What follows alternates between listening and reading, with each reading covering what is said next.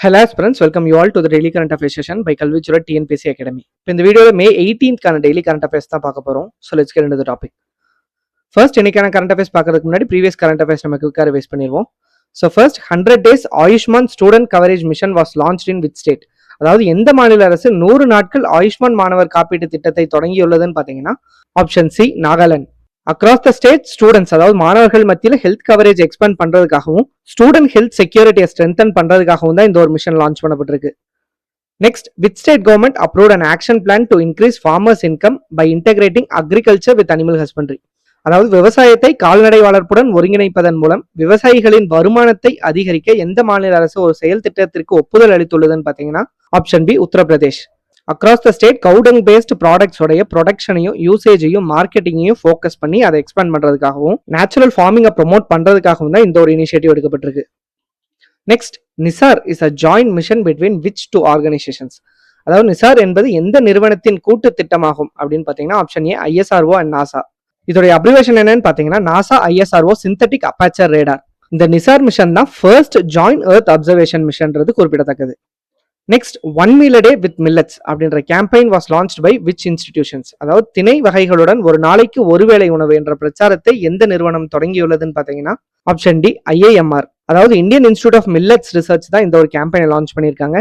Millet கன்சம்ஷனை promote பண்றதுக்கான national campaign தான் இந்த 1 meal a day with millets. Next, Project Freedom was launched by which country? அதாவது Project Freedom திட்டத்தை எந்த நாடு தொடங்கியுள்ளதுன்னு பாத்தீங்கன்னா option B United States. Strait of ஹார்மஸ்ல ஃப்ரீடம் ஆஃப் நேவிகேஷனை ரீஸ்டோர் பண்றதுக்கான நேவல் மிஷன் தான் இந்த Project Freedom. Next, who has been appointed as the chairman of Prasar Bharati? அதாவது பிரசர் பாரதியின் தலைவராக யார் நியமிக்கப்பட்டுள்ளார்னு பாத்தீங்கன்னா option C Prasoon Joshi. Next, name of the mascot launched under catch the rain 2026 campaign by Delhi government. அதாவது டெல்லி அரசின் கேட்ச் த ரெயின் கேம்பெயின் 2026 பிரச்சாரத்தின் கீழ் அறிமுகப்படுத்தப்பட்ட சின்னத்தின் பெயர் என்னன்னு பாத்தீங்கன்னா option D Neera. Throughout Delhi rain water harvesting water கன்சர்வேஷனையும் ப்ரொமோட் பண்றதுக்காக தான் இந்த ஒரு கேம்பெயின் லான்ச் பண்ணப்பட்டிருக்கு. Next, UDGAM portal was developed by which institution? அதாவது உட்கம் இணையதளம் எந்த நிறுவனத்தால் உருவாக்கப்பட்டுள்ளதுன்னு பாத்தீங்கன்னா ஆப்ஷன் சி ஆர்பிஐ. அதாவது ரிசர்வ் பேங்க் ஆஃப் இந்தியா தான் அதை டெவலப் பண்ணியிருக்காங்க. இதோட அப்ரிவேஷன் என்னன்னு பாத்தீங்கன்னா unclaimed deposits gateway to access information. Across the country ஒரு சிங்கிள் சென்ட்ரலைஸ்டு பிளாட்ஃபார்ம் மூலமா ரெஜிஸ்டர்ட் யூசர்ஸ் அவங்களுடைய அன்கிளைம் டெபாசிட்ஸையும் அக்கௌண்ட்ஸையும் சர்ச் பண்றதுக்காக தான் இந்த ஒரு போர்ட்டல் லான்ச் பண்ணப்பட்டிருக்கு. Next, urban testbed and aerosol observatory has been established in which city? அதாவது நகர்ப்புற சோதனை களம் மற்றும் ஏரோசல் ஆய்வகம் எந்த நகரில் நிறுவப்பட்டுள்ளதுன்னு பாத்தீங்கன்னா option B Chennai. Indian Institute of Tropical Meteorology தான் இதை எஸ்டாப்ளிஷ் பண்ணிருக்காங்க. வெதர் ஃபோர்காஸ்டிங் உடைய ஸ்டடீஸை என்ஹான்ஸ் பண்றதுக்காக தான் இந்த ஒரு இனிஷியேட்டிவ் எடுக்கப்பட்டிருக்கு. Next, International Big Cat Alliance Summit 2026 will be held at. அதாவது சர்வதேச பெரிய பூனைகள் கூட்டமைப்பின் 2026 உச்சி மாநாட்டை நடத்த போகும் நாடு எதுன்னு பாத்தீங்கன்னா ஆப்ஷன் ஏ இந்தியா. ஜூன் 1, 2026 இருந்து இந்த சமிட் நடக்க போகுது. இந்த சமிட்டோட தீம் என்னன்னு பாத்தீங்கன்னா save big cats, save humanity, save ecosystem. So இதோட ப்ரீவியஸ் கரண்ட் அஃபேர்ஸ் நம்ம ரிவைஸ் பண்ணிட்டோம். இப்போ இன்னைக்கான கரண்ட் அஃபேர்ஸ் பார்க்கலாம். First, India's first artificial intelligence enabled block level monsoon forecasting system was launched by which organisation? அதாவது இந்தியாவின் முதல் செயற்கை நுண்ணறிவு அடிப்படையிலான வட்டார அளவிலான பருவமழை முன்னறிவிப்பு அமைப்பை எந்த நிறுவனம் அறிமுகப்படுத்தியுள்ளதுன்னு பாத்தீங்கன்னா ஆப்ஷன் பி ஐஎம்டி. அதாவது இந்திய மெட்டீரியாலஜிக்கல் டிபார்ட்மெண்ட் தான் இதை லான்ச் பண்ணியிருக்காங்க. இந்தியன் இன்ஸ்டிடியூட் ஆஃப் டிராபிக்கல் மெட்டீரியாலஜியும் National Centre for Medium Range Weather Forecasting இவங்க 2 பேரும் சேர்ந்து தான் இந்த ஒரு சிஸ்டம் டெவலப் பண்ணியிருக்காங்க. இந்த சிஸ்டமை யூஸ் பண்ணி ஹைப்பர் லோக்கல் அதாவது சின்ன ஸ்பெசிஃபிக்கான ஜியோகிராபிக்கல் ஏரியால கூட ஒரு இம்பாக்ட் பேஸ்ட் மான்சூன் ஃபோர்காஸ்ட்டை 4 வாரத்துக்கு முன்னாடியே அட்வான்ஸ்டா வழங்க முடியும். இப்படி பெறக்கூடிய ஃபோர்காஸ்ட் அலர்ட்ஸ் இந்த மாதிரியான இன்ஃபர்மேஷன்ஸ் எல்லாத்தையுமே mobile application, SMS, agriculture extension networks மூலமா ஷேர் பண்ணிக்க முடியும். Next, India's nuclear vision strategic pathways for SMS development report was launched by which organisation? அதாவது இந்தியாவின் அணுசக்தி தொலைநோக்கு எஸ்எம்ஆர் நிறுவுவதற்கான உத்திசார் பாதைகள் என்ற தலைப்பிலான அறிக்கையை எந்த அமைப்பு வெளியிட்டுள்ளதுன்னு பாத்தீங்கன்னா option A Energy and Resource Institute. So as per recent report 2047க்குள்ள இந்தியாவுடைய விஷனான 100 GW nuclear power capacity achieve பண்ணணும்னா இந்தியாவுக்கு கிட்டத்தட்ட 23 to 25 lakh crores இன்வெஸ்ட்மெண்ட் தேவைப்படும் இந்த ரிப்போர்ட்ல குறிப்பிடப்பட்டிருக்கு. கரண்டா இந்தியா 25 நியூக்ளியர் ரியாக்டர்ஸை யூஸ் பண்ணி அதுல இருந்து அரௌண்ட் 8.8 GW இன்ஸ்டால்டு கெப்பாசிட்டியை ஆப்ரேட் பண்றாங்க. இதுக்காக லாஸ்ட் ஃபினான்ஷியல் இயர்ல யூனியன் பட்ஜெட்ல அலோகேட் பண்ணப்பட்ட ஃபண்ட் எவ்வளவுன்னு பாத்தீங்கன்னா 20,000 crores குறிப்பிடத்தக்கது. Next national social assistance programme is implemented by which ministry? அதாவது தேசிய சமூக உதவி திட்டம் எந்த அமைச்சகத்தால் செயல்படுத்தப்படுகிறதுன்னு பாத்தீங்கன்னா option B ministry of rural development. அதாவது ஊரக வளர்ச்சி துறைக்கு கீழே தான் இந்த ஒரு ப்ரோக்ராம் இம்ப்ளிமெண்ட் பண்ணப்பட்டிருக்கு. இந்த நேஷனல் சோஷியல் அசிஸ்டன்ஸ் ப்ரோக்ராம் வந்து 100% சென்ட்ரலி ஸ்பான்சர்ட் ஸ்கீம். இது எப்போ லான்ச் பண்ணப்பட்டிருக்குன்னு பாத்தீங்கன்னா 1995. இந்த ப்ரோக்ராமோட மெயின் பர்பஸ் என்னன்னு பாத்தீங்கன்னா பிபிஎல், அதாவது பிலோ பாவர்ட்டி லைன் ஃபேமிலிஸ்க்கு பினான்சியல் அசிஸ்டன்ஸை ப்ரொமோட் பண்றதுக்காக தான் இந்த ஒரு ப்ரோக்ராம் லான்ச் பண்ணப்பட்டிருக்கு. இந்த ஒரு ப்ரோக்ராமுக்கு கீழே Indira Gandhi national old age pension scheme, widow pension scheme, disability pension scheme, national family benefit scheme, Annapurna scheme, இந்த மாதிரியான ஸ்கீம்ஸ் எல்லாமே இன்க்ளூட் பண்ணப்பட்டிருக்கு.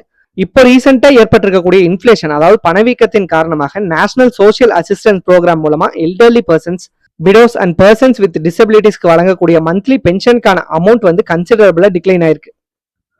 நெக்ஸ்ட் ஐஃபோசி, அதாவது Indian cyber crime coordination centre is established under which ministry? அதாவது இந்திய இணை குற்ற ஒருங்கிணைப்பு மையம் எந்த அமைச்சகத்தின் கீழ் நிறுவப்பட்டுள்ளதுன்னு பாத்தீங்கன்னா option A Ministry of Home Affairs. அதாவது உள்துறை அமைச்சகத்தின் கீழே இது எஸ்டாப்ளிஷ் பண்ணப்பட்டிருக்கு. இப்போ ரீசெண்டா இந்தியன் சைபர் கிரைம் கோஆர்டினேஷன் சென்டரும் ரிசர்வ் பேங்க் இனோவேஷன் ஹப் இவங்க 2 பேரும் சேர்ந்து ஒரு MOU, அதாவது மெமரண்டம் ஆஃப் அண்டர்ஸ்டாண்டிங் சைன் பண்ணிருக்காங்க. எதுக்காக இந்த ஒரு MOU சைன் பண்ணப்பட்டிருக்குன்னு பாத்தீங்கன்னா சைபர் எனேபிள்டு ஃபினான்ஷியல் ஃப்ராட்ஸை தடுக்கிறதுக்காக தான் இந்த ஒரு MOU சைன் பண்ணப்பட்டிருக்கு. ஆபரேஷனல் கோஆர்டினேஷனையும் ஆர்டிஃபிஷியல் இன்டெலிஜென்ஸ் பேஸ்ட் ஃப்ராட் டிடெக்ஷன்ஸையும் ஸ்ட்ரென்தன் பண்றதுக்காக தான் இந்த ஒரு கொலாபரேஷன் நடத்தப்பட்டிருக்கு. Next ginger mission was launched by which state government? அதாவது இஞ்சி இயக்கத்தை எந்த மாநில அரசு தொடங்கியுள்ளதுன்னு பாத்தீங்கன்னா option D Mizoram. GI certified, அதாவது geographical indication certified pharma grade ஜிஞ்சர்ஸை ப்ரொமோட் பண்றதுக்காக தான் இந்த ஒரு மிஷன் லான்ச் பண்ணப்பட்டிருக்கு.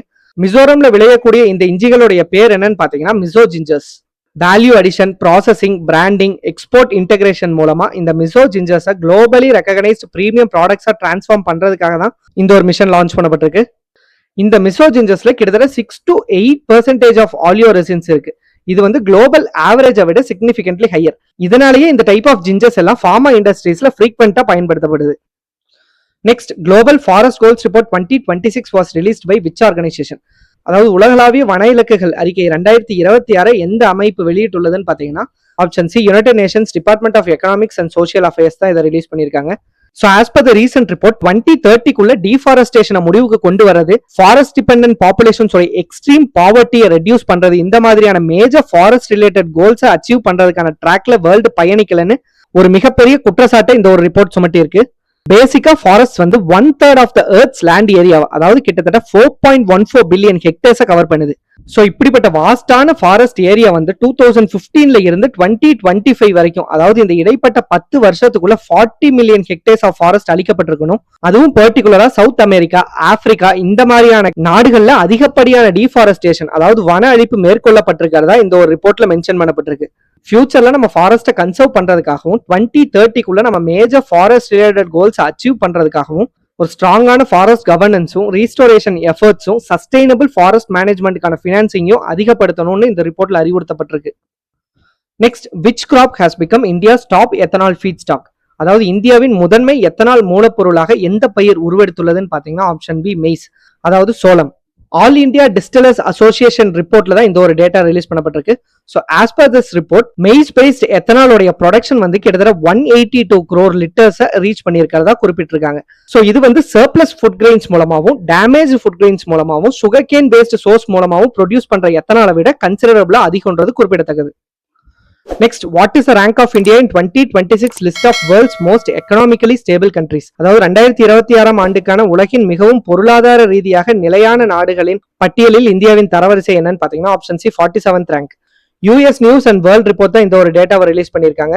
ஸ்ட்ராங்கான financial system, low level debts, reliable infrastructure இந்த மாதிரியான ஃபேக்டர்ஸை பேஸ் பண்ணி தான் இந்த எக்கனாமிக் ஸ்டெபிலிட்டி ரேங்கிங் ரிலீஸ் பண்ணப்பட்டிருக்கு. ஆஸ் பர் திஸ் ரேங்கிங் 2026ல வேர்ல்ட்ஸ் மோஸ்ட் ஸ்டேபிள் எக்கனாமிக் கண்ட்ரியா எந்த கண்ட்ரி இருக்காங்கன்னு பாத்தீங்கன்னா UAE, அதாவது யுனைடெட் அரப் எமிரேட்ஸ். UAEக்கு அடுத்து ஜெர்மனி 2nd பொசிஷன்லயும், கனடா 3rd ரேங்க்லயும், ஜப்பான் 4th ரேங்க்லயும் இருக்காங்க. சோ இந்த ஒரு ரேங்கிங்ல US எத்தனாவது பொசிஷன்ல இருக்காங்கன்னு பாத்தீங்கன்னா 14th. Next Kimberley Process Intersessional Meeting 2026 held at, அதாவது கிம்பர்லி செயற்முறை இடைக்கால கூட்டம் 2026 எங்க நடைபெற்றதுன்னு பாத்தீங்கன்னா ஆப்ஷன் பி மும்பை. இந்தியாவுடைய 3Cs ஃப்ரேம்வொர்க்கான கான்ஃபிடன்ஸ், கம்ப்ளைன்ஸ், கிரெடிபிலிட்டியை ஃபோக்கஸ் பண்ணி தான் இந்த ஒரு மீட்டிங் கண்டக்ட் பண்ணப்பட்டிருக்கு. Across the world global diamond trade பத்தியும் அதனால ஏற்படக்கூடிய கான்ஃபிளிக்ஸை ப்ரிவென்ட் பண்றதை டிஸ்கஸ் பண்றதுக்காகவும் தான் இந்த ஒரு மீட்டிங் கண்டக்ட் பண்ணப்பட்டிருக்கு. Next which state government implemented one click pension transfer initiative, அதாவது ஒரே கிளிக்கில் ஓய்வூதியம் வழங்கும் திட்டத்தை எந்த மாநில அரசு செயல்படுத்தியுள்ளதுன்னு பாத்தீங்கன்னா option D Uttarakhand. Timely pension delivery ensure பண்றதுக்காகவும் வெல்ஃபேர் டெலிவரியில டிரான்ஸ்பரன்சி எஃபிஷியன்சி என்ஹான்ஸ் பண்றதுக்காகவும் தான் இந்த ஒரு இனிஷியேட்டிவ் எடுக்கப்பட்டிருக்கு. உத்தரகாண்டோடைய சோஷியல் வெல்ஃபேர் டிபார்ட்மெண்ட் தான் இந்த ஒரு இனிஷியேட்டிவ் இம்ப்ளிமெண்ட் பண்ணியிருக்காங்க. இந்த ஒரு இனிஷியேட்டிவ்க்கு கீழே old age pension, widow pension, disability pension, farmer pension இந்த மாதிரியான பென்ஷன் ஸ்கீம்ஸ் எல்லாமே கவர் ஆகுன்றது குறிப்பிடத்தக்கது. ஹோப் இந்த வீடியோ உங்களுக்கு யூஸ்ஃபுல்லா இருக்கும் நம்புறேன். இதே மாதிரி டெய்லி கரண்ட் அஃபேர்ஸ் அப்டேட்ஸ்க்காக கல்விச்சுவர் டிஎன்பிஎஸ்சி அகாடமியை ஃபாலோ பண்ணிக்கோங்க அண்ட் காம்படிட்டிவ் எக்ஸாம் ப்ரிப்பேர் பண்ண உங்களோட ஃப்ரெண்ட்ஸ்க்கும் ஷேர் பண்ணிருங்க. தேங்க்ஸ் ஃபார் வாட்சிங்.